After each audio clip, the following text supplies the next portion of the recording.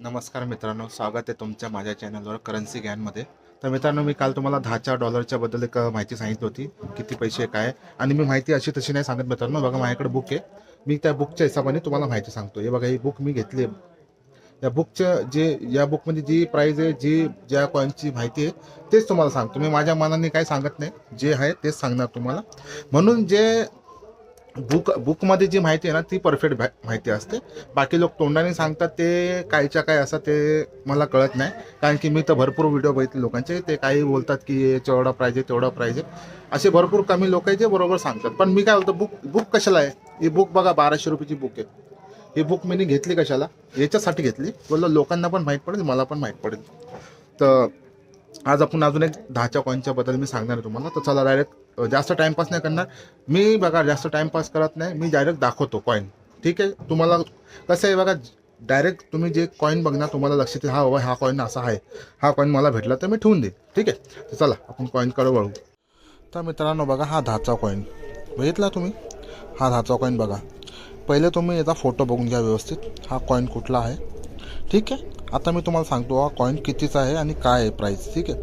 बाकी बघा, same 10चे coin तुम्हाला माहिती आहे, हे नॉर्मलच एकासारखे असतात, एकासारखे दिसतात. ठीक आहे? फोटो वेगळे वेगळे असतात त्याच्यामध्ये, हे डिझाईन वेगळी वेगळी असते, कुठले फोटो असतो, कुठलं काय असतं. ठीक आहे? तर याला ते फोटोवरती लक्ष देऊन तुम्ही फक्त 10चा कॉईन आणि 5चा कॉईन जे असेल तुम्ही ते लक्ष ठेवून बघून तुम्ही बघायचं. व्हिडिओ पाहिजे तर 10 वेळा बघा, पण तुम्ही लक्ष देऊन बघा. आणि याच्यामध्ये सगळं लिहिलेलं आहे बघा. आता तुम्हाला तेच दाखवतोय मी. हे बघा, कलकत्ता म्हणजे कलकत्त्यामध्ये याच्यामध्ये एक पण कॉईन नाही बनलं वाटतं. ठीक आहे? तर आपण कलकत्ता सोडा.